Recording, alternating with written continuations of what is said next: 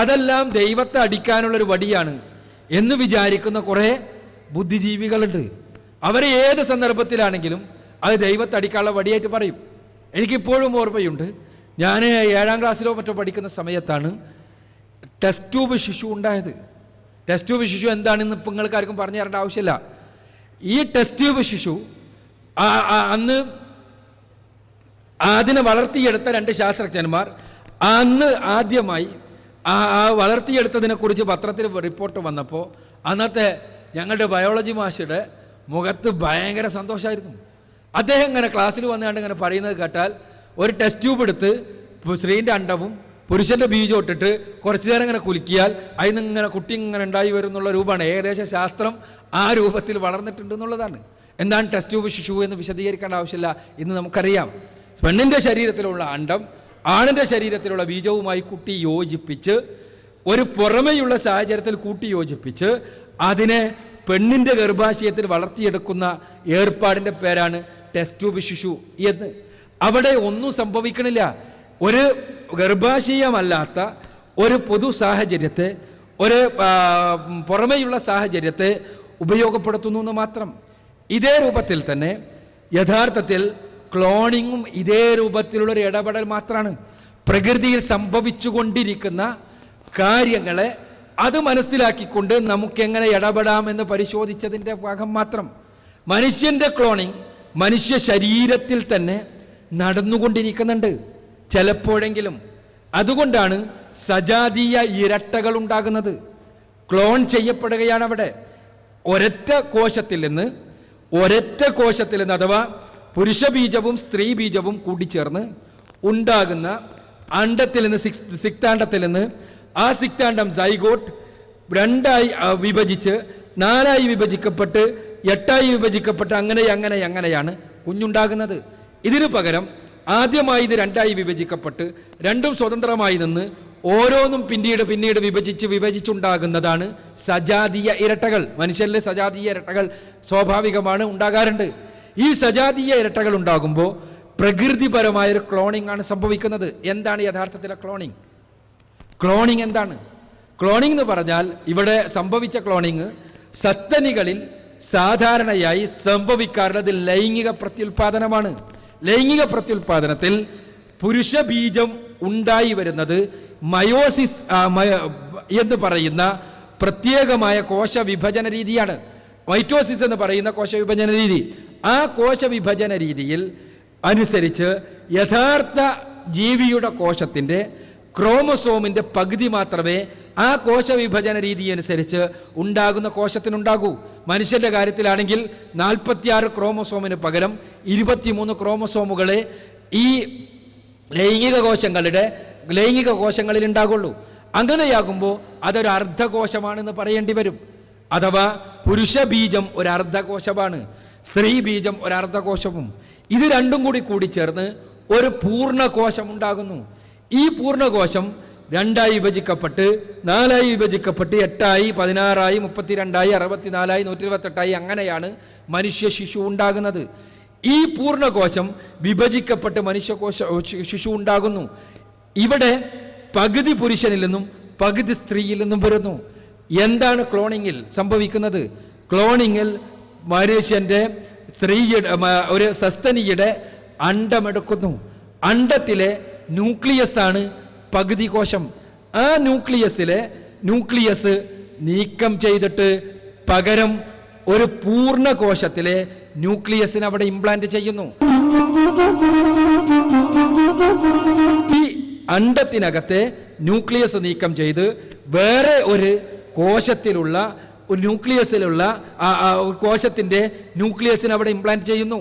അങ്ങനെ ഉണ്ടായാൽ സൈഗോട്ടിന് തുല്യമായി ഈ സൈഗോട്ടിനെ ഗർഭാശയത്തിൽ വെച്ച് വളർത്തിയെടുക്കുന്നു. ഇതാണ് ഇവിടെ സംഭവിച്ചിട്ടുള്ളത്. എന്തിടപെടലാണ് നടത്തിയത്?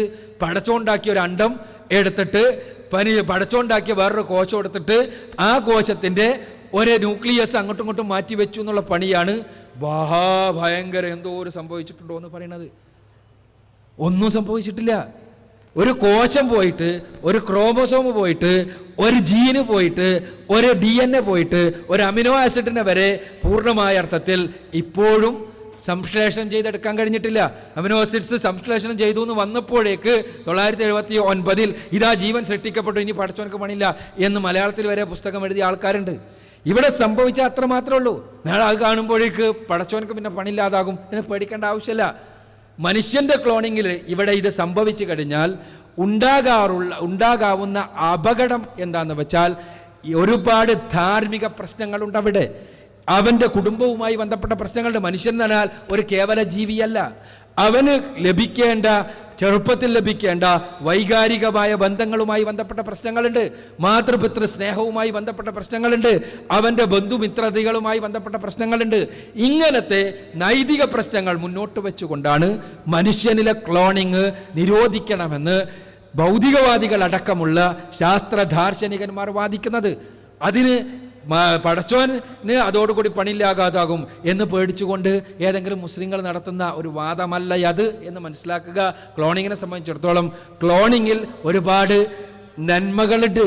ആ നന്മകളെ മനുഷ്യന് ഉപകാരപ്രദമായ കാര്യങ്ങളെ ഉപയോഗപ്പെടുത്തുക എന്നതിനപ്പുറത്ത് ക്ലോണിങ്ങിന് ക്ലോണിങ്ങിനെ മനുഷ്യനുമായി ബന്ധത്തിൽ വളർത്തിക്കൊണ്ടുപോയി കൂടാ എന്ന് വാദിക്കുന്നത് ശാസ്ത്ര ദാർശനികരാണ്, അതല്ലാതെ മുസ്ലിം മതമൗലികവാദികളല്ല. ലോകത്ത് ആകെ രണ്ട് സൈഡിൽ നിങ്ങൾ ആലോചിച്ച് നോക്കുക. ഒരു സൈഡിൽ ഇവരെല്ലാവരും പറഞ്ഞുണ്ടാക്കുന്നത് ലോകത്തെ ഏറ്റവും വലിയ പ്രശ്നം ജനപ്പെരുപ്പമാണ്, അതുകൊണ്ട് കുട്ടികളെ പരമാവധി കൊല്ലാൻ ശ്രമിക്കണം എന്നാണ്. അതാണ് ശാസ്ത്രം ഒരു സൈഡിൽ. രണ്ടാമത്തെ സൈഡിലോ ക്ലോണിങ്, അതിനു വേണ്ടി ഗവേഷണം. അപ്പം എന്താ, നമുക്ക് പ്രകൃതിപരമായിട്ട് അല്ലാതെയും കുട്ടികളെ ഉണ്ടാക്കാൻ വേണ്ടിയുള്ളൊരു ശ്രമം അല്ലേ ക്ലോൺ ചെയ്തിട്ട് തന്നെ. അതിൻ്റെ അർത്ഥം അതാണല്ലോ. ഇവിടെ ഈ ഒരു വൈരുദ്ധ്യം ഇത് എന്തിനു വേണ്ടിയാണ്? അവിടെ യഥാർത്ഥത്തിൽ അതിൻ്റെ എല്ലാം പിന്നിലുള്ള മറ്റൊരുപാട് അജണ്ടകളുണ്ട്. മനുഷ്യൻ്റെ കാര്യത്തിൽ ക്ലോണിങ് വിജയിച്ചിട്ടില്ല, വിജയിക്കുമെന്ന വിദൂര പ്രതീക്ഷ പോലുമില്ല ശാസ്ത്രകാരന്മാർക്ക്. അതുകൊണ്ട് തന്നെ അതിൽ അങ്ങനെ ആ രൂപത്തിൽ ഉള്ള ആരെങ്കിലും എതിർക്കുന്നുവെങ്കിൽ അത് പടച്ചവനക്ക് പണിയില്ലാതാകുമെന്ന പേടി കൊണ്ടല്ല, അതിൻ്റെ നൈതിക പ്രശ്നങ്ങളെ കൊണ്ടാണ് എന്ന് മനസ്സിലാക്കുക. വളരെ പ്രസക്തമായ ഒരൊറ്റ ചോദ്യം കൂടി വേണമെന്നുണ്ടെങ്കിൽ ഉന്നയിക്കാം. അതിന് അവസാനത്തെ ചോദ്യം, അത് ഏറ്റവും പ്രസക്തമാകണമെന്ന് ഉറപ്പുവരുത്തുക. സ്വയം എഴുന്നേറ്റ് നിന്നവർക്ക് തങ്ങളുടെ ചോദ്യം അത്ര ജനുവിൻ എല്ലാം തോന്നുന്നുണ്ടെങ്കിൽ പിന്മാറാവുന്നതാണ്. അസ്സലാമു അലൈക്കും. ഞാൻ ജൗഹർ എഞ്ചിനീയറിങ്ങിന് പഠിക്കും. ആഗോളതലത്തിൽ തന്നെ ഇസ്ലാമിനെ, അതായത് മുദ്ര ചാർത്തപ്പെടുമ്പോൾ, അതായത് അവർ ഇപ്പോൾ പ്രത്യേകമായി ഭീകരവാദം ചാർത്തപ്പെട്ടത് വഹാബികളും സലഫികളൊക്കെയാണ്. പക്ഷേ ഇത് സാമ്രാജ്യത്തിൻ്റെ തന്ത്രമാണെന്ന്, ഇസ്ലാമിനെതിരെയാണ് എന്ന് മനസ്സിലാക്കിക്കൊണ്ട് ഇസ്ലാമിക പ്രസ്ഥാനങ്ങൾ, അതായത് ജമാഅത്ത് ഇസ്ലാമി, IRF പോലെയുള്ളവർ അതിനെ മൗനം പാലിച്ചുകൊണ്ട് അവർക്ക് സാമ്രാജ്യത്തിനെതിരെ ആരോപണങ്ങൾക്കെതിരെ മറുപടി പറയുമ്പോഴും, മറിച്ച് ആ ഇസ്ലാമിക് ഫോബിയയുടെ തരംഗം കേരളത്തിൽ അടിച്ചപ്പോൾ, അതായത് RSS സവർണ മാധ്യമ ചാനലുകളുടെ ഇതുകൊണ്ട് തന്നെ, അപ്പോൾ ജമാഅത്ത് ഇസ്ലാമിക്കെതിരെ അവരുടെ ആരോപണം വന്നപ്പോഴും, മറിച്ച് നമ്മൾ ചെയ്തതെന്ന് വെച്ചാൽ അതിനെ വളമിട്ട് കൊടുക്കുകയല്ലേ. അതായത് അക്ബർ സാഹിബ് പറഞ്ഞ പോലെ അതായത് ഇത് ജൂത ക്രൈസ്തവ ലോബികൾ, സാമ്രാജ്യത്വ അജണ്ടകളെ നമ്മൾ ശരിക്കും പ്രോത്സാഹിപ്പിക്കുകയല്ലേ ചെയ്യുന്നത്. മറിച്ച് നമ്മളിത് ഇസ്ലാമിനെതിരെ ആരോപണമാണ്. അതായത് മുസ്ലിങ്ങൾക്ക് ജമാഅത്തായാലും മുജാഹിദ് എന്തായാലും എന്താണ്, മുസ്ലിങ്ങളാണ്, അവർ തീവ്രവാദിയായാലും മതി എന്നുള്ള ആരോപണം നമ്മൾ മനസ്സിലാക്കിയിട്ട് അതിനെതിരെ അല്ലേ ചെയ്യേണ്ടത്? ഓക്കെ.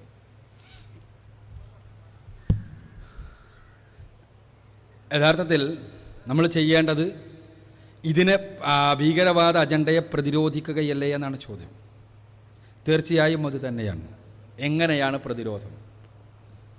ഇവിടെ നമ്മളടക്കം എങ്ങനെയാണ് സമർത്ഥമായി ബ്രെയിൻ വാഷ് ചെയ്യപ്പെടുകയും നമ്മൾ സെക്ടേറിയനായി മാറുകയും ചെയ്യുന്നത് എന്നതിന് ഉദാഹരണമാണ് ഈ ചോദ്യം എന്നാണ് ഞാൻ പറയുക. നാം ഇവിടെ കാര്യങ്ങളെ കാണുന്നത് വർഗീയമായി തീരുകയാണ്. എന്താണ് വർഗീയമായി കാര്യങ്ങളെ കാണുമെന്ന് പറഞ്ഞാൽ, RSSകാരൻ ചെയ്യുന്നത് തെറ്റ്, അതേസമയം മുസ്ലിം പേരുള്ള ഏതെങ്കിലും ഒരു സംഘടനയാണെങ്കിൽ ഈ RSS ചെയ്യുന്ന അതേ പണി ചെയ്താലും അത് നമ്മൾ മുണ്ടാതിരിക്കുക, നമ്മൾ എന്ത് ചെയ്യുക, നമ്മൾ മുസ്ലിങ്ങൾക്ക് അനുകൂലമായി